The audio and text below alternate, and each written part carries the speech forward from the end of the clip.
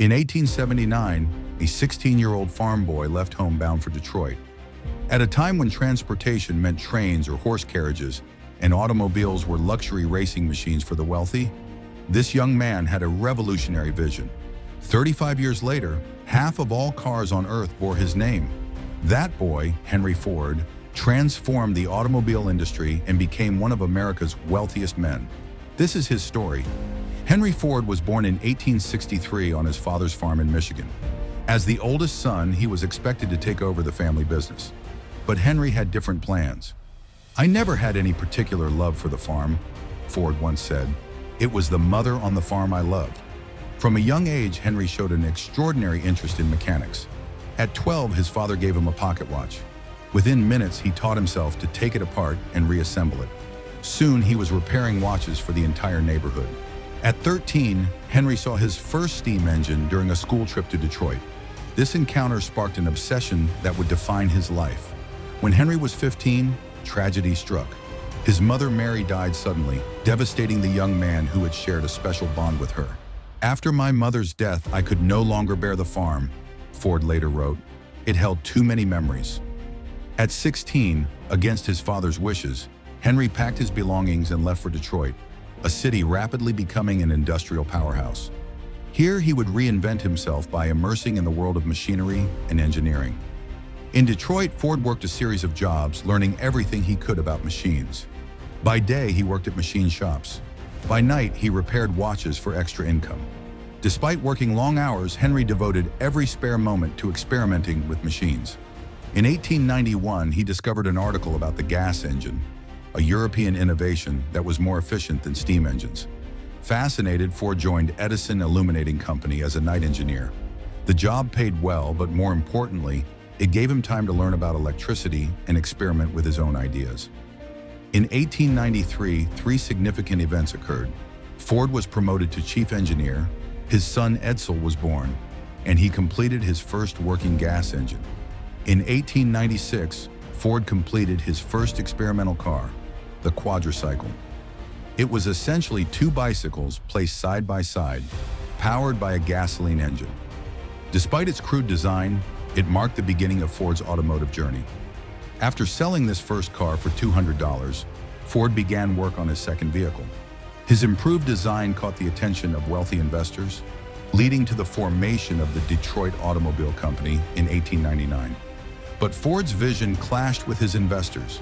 They wanted passenger cars for immediate profit, while he insisted on perfecting his designs. Within a year, the company failed and Ford was fired.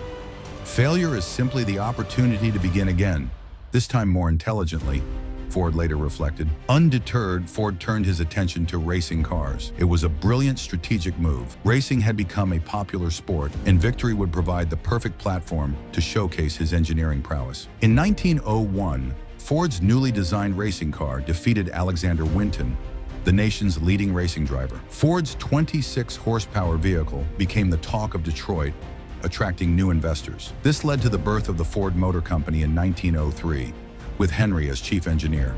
But once again, conflicts arose. Investors wanted passenger cars, while Ford continued focusing on racing vehicles. Frustrated, Ford left the company, which was later renamed Cadillac Motor Company. In 1904, Ford established his third company, today's Ford Motor Company. This time, he was determined not to fail. "I will build a motor car for the great multitude," Ford declared, "so low in price that no man making a good salary will be unable to own one." Ford's vision was revolutionary. At the time, cars were luxury items for the wealthy. He wanted to create an affordable vehicle for everyday Americans. The result was the Model T, introduced in 1908. Though initially expensive at $850, equivalent to about $21,000 today, it quickly became America's favorite car, with 15,000 orders placed within days of its release. Ford's true genius emerged in 1913 when he perfected the assembly line. This innovation reduced production time from 12 hours to just 90 minutes per car, allowing Ford to dramatically increase output while lowering costs.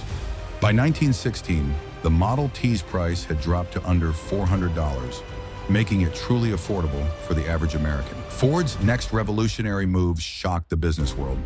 In 1914, he doubled his workers' wages to $5 per day, an unheard of sum at the time, and reduced their workday by 1 hour. "We believe in making 25,000 men prosperous and contented," Ford explained, "rather than following the plan of making a few slave drivers in our multi-millionaire establishments." This decision transformed American industry. Workers flocked to Ford's factories, and other companies were forced to increase wages to compete. Ford had single-handedly raised the standard of living for the American working class. By 1919, Ford bought out all his investors, becoming the sole owner of the world's largest automobile company. By the mid-1920s, Ford was producing over 2 million cars annually, and the Model T represented half of all cars worldwide. Ford's stubborn belief in the Model T eventually became his downfall. He refused to acknowledge the growing popularity of more stylish and comfortable cars like Chevrolet. By the late 1920s, declining sales forced Ford to discontinue the Model T and design the new Model A. He also built an even larger factory in Michigan, the world's largest, where he controlled every aspect of production, from raw materials to final assembly.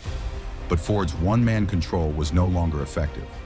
By 1936, Ford Motor Company had fallen to third place in the U.S. market. In 1943, Ford's son Edsel died of cancer. Henry briefly resumed control of the company before turning it over to his grandson, Henry Ford II, in 1945. Henry Ford died on April 7, 1947, leaving behind a transformed America and a lasting legacy. Today, Ford Motor Company remains one of the world's largest automobile manufacturers, with a market cap of around $70 billion. But Henry Ford's legacy extends far beyond the company that bears his name. He revolutionized manufacturing, transformed the American landscape, and created a new middle class.